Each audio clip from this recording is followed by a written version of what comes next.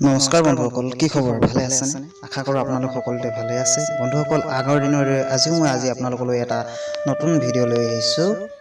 এটা আয়ুৰ্বেদিকৰ দৰৱৰ ওপৰতেই। আশা কৰোঁ আপোনালোকে ভিডিঅ'টো শেষলৈকে চাব। আৰু বন্ধুসকল, আপোনালোকে যদি শেষলৈকে চায় তেনেহ'লে এই দৰৱটোৰ বিষয়ে ভালকৈ জানি উপকৃত হ'ব। বন্ধুসকল, ইয়াত মই কেইবাটাও দৰৱৰ বিষয়ে ক'ম। এইকেইটাৰ ভিতৰত এটা নহয় এটা আপোনালোকৰ ঘৰতে থাকিব, সেইটো আপুনি লগাব পাৰিব। সেইকাৰণে বন্ধুসকল, আপোনালোকক মই অনুৰোধ জনাইছোঁ, মোৰ ভিডিঅ'টোৰ কথাখিনি গোটেইখিনি আপোনালোকে শেষলৈকে শুনক।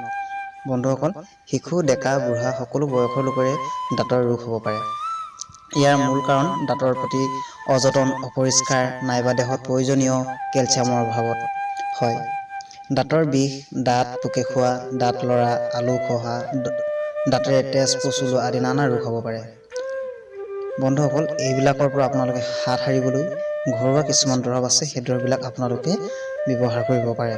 বন্ধুসকল, 1 নম্বৰতে হৈছে 4-5টা লং থেতেলি ল'ব, 2-3 টোপ নেমু ৰস মিহলাই দাঁত বিষোৱা ফালে লৈ থাকিব।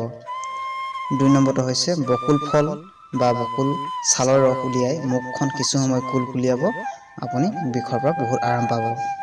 3 নম্বৰতে হৈছে আদা চুবাই কিছু সময় মুখত ৰাখিব, তেতিয়া আপুনি বিষৰ পৰা হাত সাৰিব।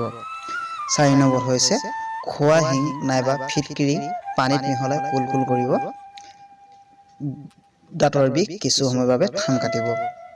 5 নম্বৰ হ'ল পিপলি ঘিউ আৰু মৌ মিলাই দাঁতত লগাই ৰাখিলে দাঁতৰ বিষ উপশম পাব। সৰিয়হৰ তেল, নেমু ৰস, নিমখ মিহলাই দাঁত মাজিব, নাইবা তেল, হালধি আৰু নিমখ মিহলাই দাঁত ঘঁহিব পাৰে, তেতিয়া আপোনাৰ দাঁত পৰিষ্কাৰ হ'ব আৰু দাঁতৰ গুৰিবিলাক মজবুত হ'ব।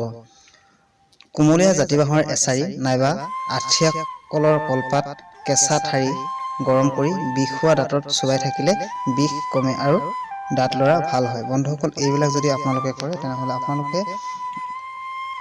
বহুত আৰাম পাব বিষৰ পৰা। বন্ধুসকল, আশা কৰোঁ মোৰ ভিডিঅ'টো আপোনালোকৰ ভাল লাগিলে।